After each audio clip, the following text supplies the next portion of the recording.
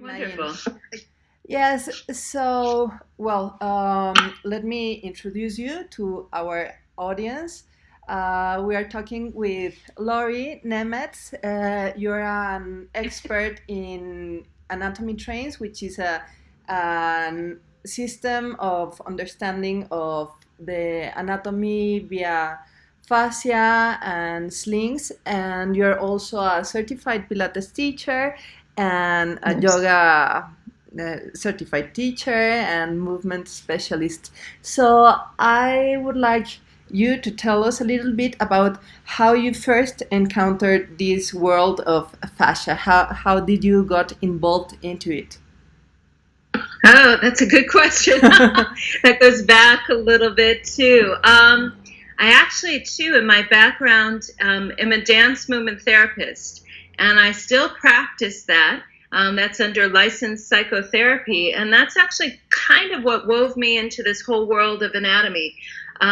When I got my master's degree and first got my license, I was working with people. I definitely had anatomy as part of my background, but I had a vast curiosity. There must be more, and there must be more to explain what I was seeing in my clients.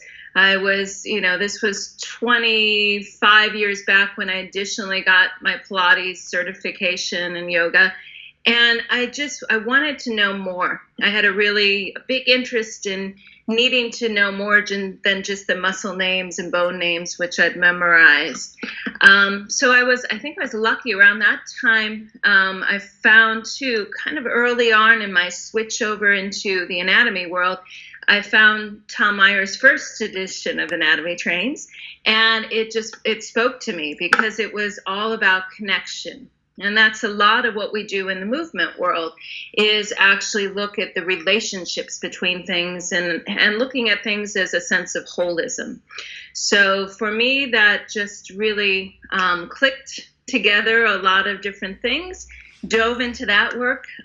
Like I said at the time, Tom had also a 200-hour body language course in New York City. So I took that with him and some of the faculty at the time. And also at his suggestion, dove into dissection work a little bit deeper. So I went to Mount Sinai, took some courses there, and then really started to take a deep dive into the dissection world, which has also been my other main interest in terms of all of this work besides the movement. Yeah. Awesome. So, uh, in my experience, the view of anatomy trains is so valuable precisely because of this holistic view of integrating and understanding the body as a whole, not as only isolated muscles or isolated movements. So now that you mentioned about your experience in psychotherapy, um, I maybe it's already in the edge of science to talk about the mind and the body and the anatomy, but I would like you to tell us a little bit about how does this under how working with the body and the movement in a more integrated way has an impact on the mind states or on, I don't know, emotional states or psychological things. How has been your Absolutely. experience with that? Um, Absolutely. In fact, I'm coming up end of this week presenting at the American Dance Movement Therapy Conference on kind of this very topic of relationship of anatomy trains work into the work in movement therapy. And I think for a while we had ideas of some of the lines having relationship into things, and it's something I've looked at. For example, the superficial front line, we know anatomically there's more fast twitch fibers for the muscle fibers in the front of this Response. body. It makes sense. If we have a fear reaction, we're going to close in the front of that body and protect what is really vulnerable in our body. Whereas the back of the body is more about lifting and maturing. Early on in my career work, I specialized in trauma work. So, post 9/11, I had people who did illustrations for me of their body position like this.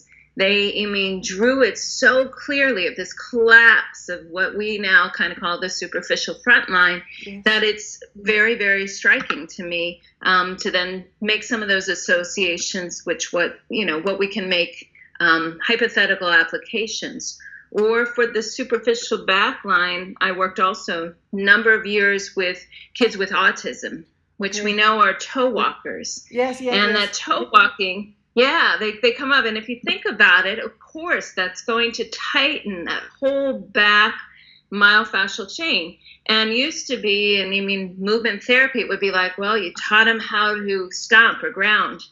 But that's very irritating to a body system if their tendency is to be up higher on the toes. One of the things that works really well in that population is things like hair tinglers.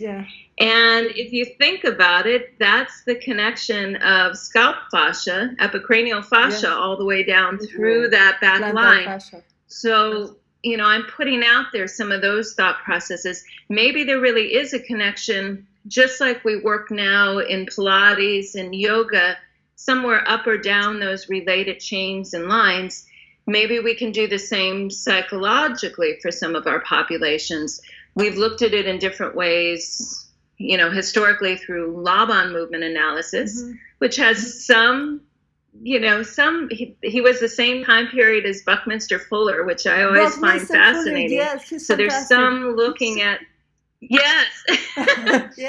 some of these kind of, things that they may not have met, but there's some of those same ideas bouncing around in terms of shape and everything else. It's just fascinating to me. So we're starting to make some more of those, connections in there as well. I always like to remind people that, anatomy trains, Tom did it first as a theory, as a thought process. But people like Jan Wilke are now looking at some of the lines independently and seeing what we can test and go, okay, yes, there is a relationship, bottom of the foot to the hamstrings or what have you. Jan Wilke just is publishing an article that just came out on the arm lines to continue some of the work that he initially did to look at Tom Meyer's lines. So it's all good. More evidence is gathering to support this view of anatomy trains. I know, we froze for a moment there, I think. Okay. Yes, I was saying that more evidence is gathering around this anatomy trains model of understanding the body. And now that you say about the autism and toe walkers, it came to my mind the habitual posture or expression of ballet dancers. Maybe it has to do also with that same line. And I was wondering, what could you tell with your dancing experience about this like body disposition to present yourself and to take space and to be on stage? Like what do you feel, think, know it gets activated into the body, like this disposition? It can be also, for example, in martial artists, that they get into a kamae, which is like on guard, that you are like ready, maybe not as a fight or flight, but a previous state of I am here ready to meet life. I don't know if you want to elaborate on that idea. I do. Actually, that hits upon another area I really, really am fascinated with.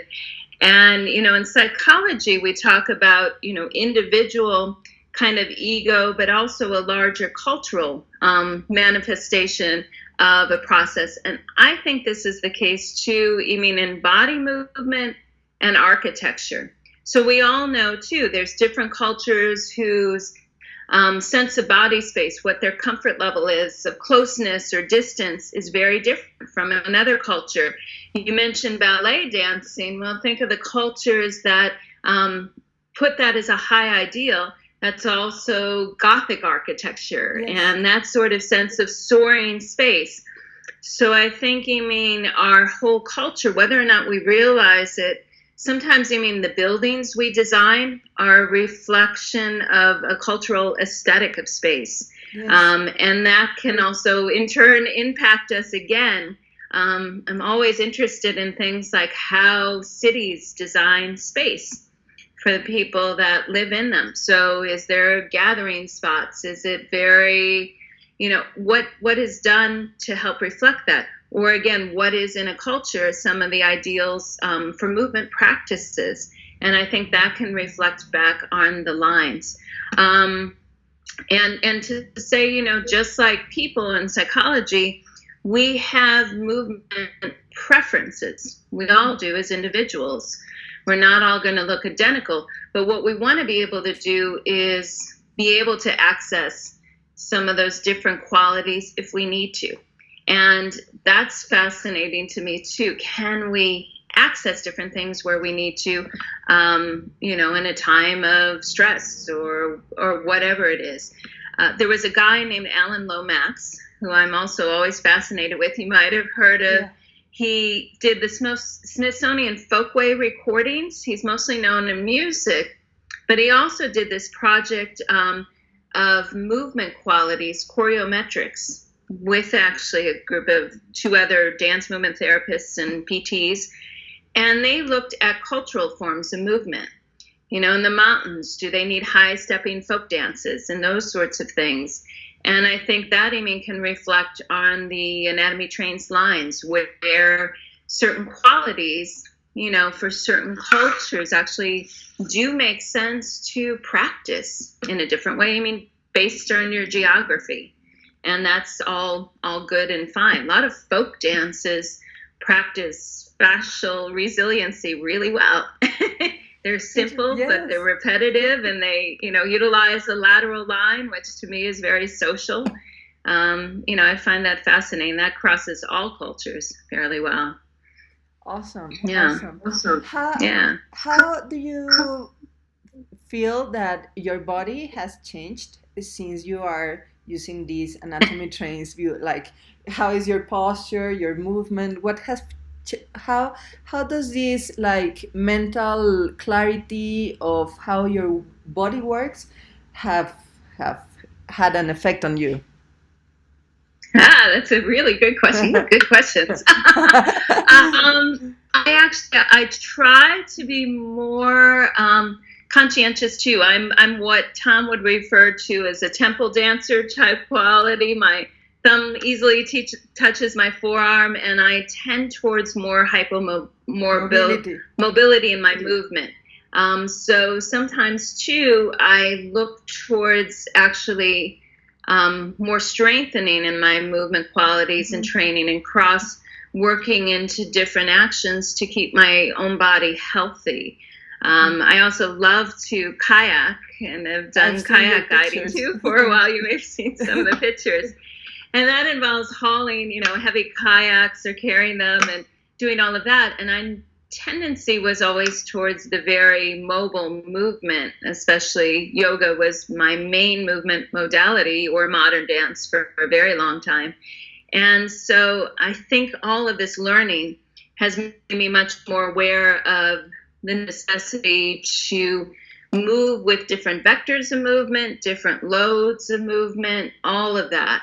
And to keep healthy in that way is really important. Absolutely. Very interesting. Yeah. And then, I'm a work in progress, just like the rest of us. Yes. I'm by no means perfect, but I've been, relatively injury free over the years. And I think a lot of that is, and things hop up, but you cope with it differently because there's a value placed on that sort of movement too.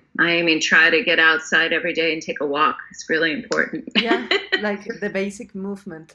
What you have just said give me a feeling of finding a certain contention, like having hypermobility. Like you can go very far, but maybe the work is to come back home and keep that connection. So regarding to that, it came to my mind the deep line, the one that has to do with the core, the diaphragm, the psoas, the posterior tibialis, and all that, the throat, and etc. So that that is for me like very interesting line and system, because it is like very intimate, like the heart has to do with the pelvic floor and with the, obviously with the throat and everything. So like I've been trying to understand like this thing of intimacy, vulnerability, the center of the body, but at the same time it has, I mean, it's also the center and it's like the core strength with the breathing Absolutely. and the survival response and the superpower of the psoas. Like this is an open question, an invitation just for you to elaborate on this like feeling of vulnerability, intimacy, center, but at the same time like the full potency of the survival response and breathing and the heartbeat and the expression of the voice. Yeah, and it's all in there in, the Anatomy Train's definition of core, which is really fascinating. And it's one of those lines, too, in Dissection Lab, very easy to get those pieces connected together. Where the legs of the diaphragm meet the psoas, there's just so much continuity. That where one thing ends and one begins, there isn't separation until we really have to force that. And I love that this line starts with the bottom of the feet and has the root math setting me go up through the tongue. There's a lot of women post-pregnancy that have their feet flattened in the arches, or some of that relationship of the pelvic floor to some of these other diaphragms of the body, and I find that fascinating. I've been part of that fascial net plastination project too, Yes. and we have a lovely plastinated now pericardial sac that sits on top of the diaphragm. And again, that's the people don't often see it until they're in dissection lab, but that pericardial sac, the fascia around there, is just so continuous with the diaphragm that it's so lovely to think about that relationship in your body all the time happening. It's not big movement, but boy, is it important movement that's working together. And to think about, like, as you said, if there's emotional response or something else going on, how that whole line gets pulled in different ways. You can really kind of take that next leap and imagine that quite profoundly. Yeah. Yeah, awesome. I could ask you like million more questions. So, well, maybe we could do another meeting eventually.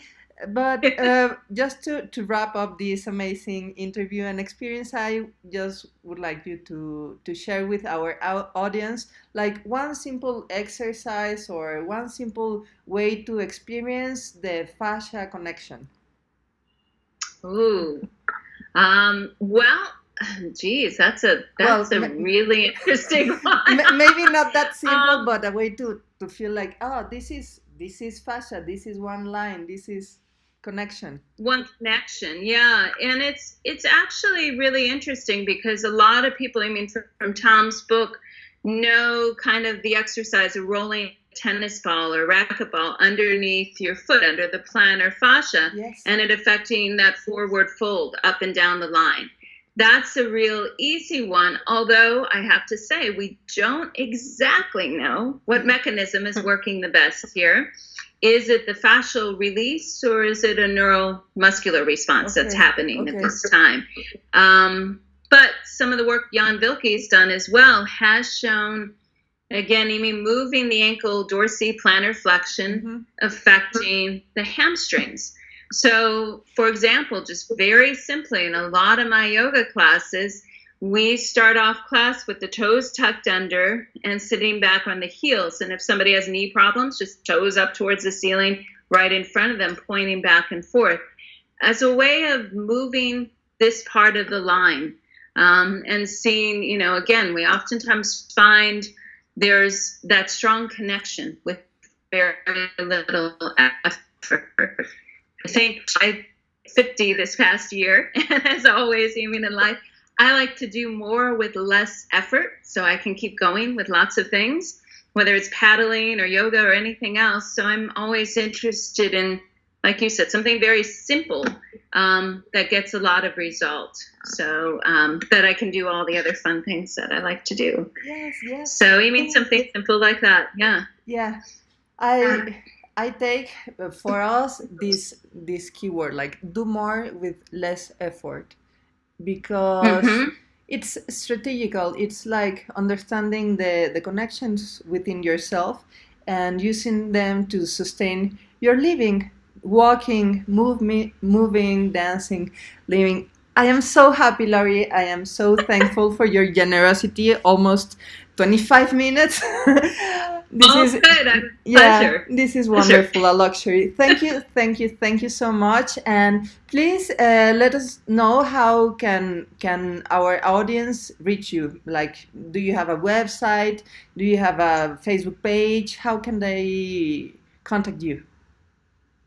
That's all good questions. On Instagram, I'm Wellness Bridge, all spelled together. Okay. And that's my website, wellnessbridge.com. Yeah. You'll know you have me, not somebody else, because you'll see a yoga pose on the cover. Yeah. Under Facebook, under my name, Laurice Nemetz, Lauri. Yeah. Nemetz is N as in Nancy, E, M as in Mary, E-T-Z. And Facebook under groups, I also am the one usually posting under our Anatomy Trains Dissections group. We have a main page, which a lot of people know about, but we also publish or post additional information sometimes under that dissections page that has to do with conversations either from lab or just new articles like some of the stuff Jan Wilke's doing or other people get posted on that page as well. So it's another good place to find me and have conversation. Okay. And under website and everything else, you can always find contact info, and people are welcome to reach out. Great. And I should say, I am writing currently a book.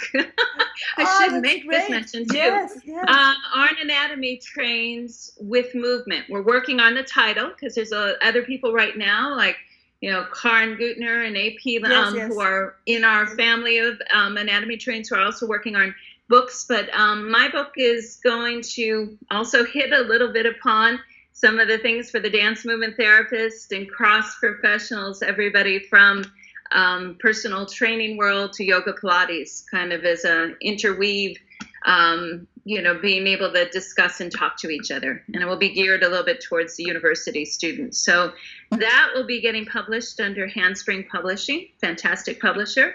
And I'll let you know so you can share that information when that is on its way to come out. More or less, when will it be published? Probably by end of next year. We're definitely looking to have it publishable before the date of the next Fascial Research Congress, which is in 2 falls in Montreal. Yes. So so we're definitely going to have it released before then, but hopefully, sooner. Depends always on clearing some of the image rights and all those good things. Fantastic. But yeah. Fantastic. So movement bridge and everywhere on the internet. Wellness bridge connection. Yes. Awesome. Yeah, exactly. I've had that name for a long time. Yeah. Even before I worked with Tom Myers, I was already thinking of connections. Yeah. Great name. Laurie, thank you so much. I hope this is the first of many meetings, and I hope to meet you in person eventually as well. And in the meantime, see you in the internet, and thank you so much. Thank you. Very much appreciate. Thank you. Bye. Thank you.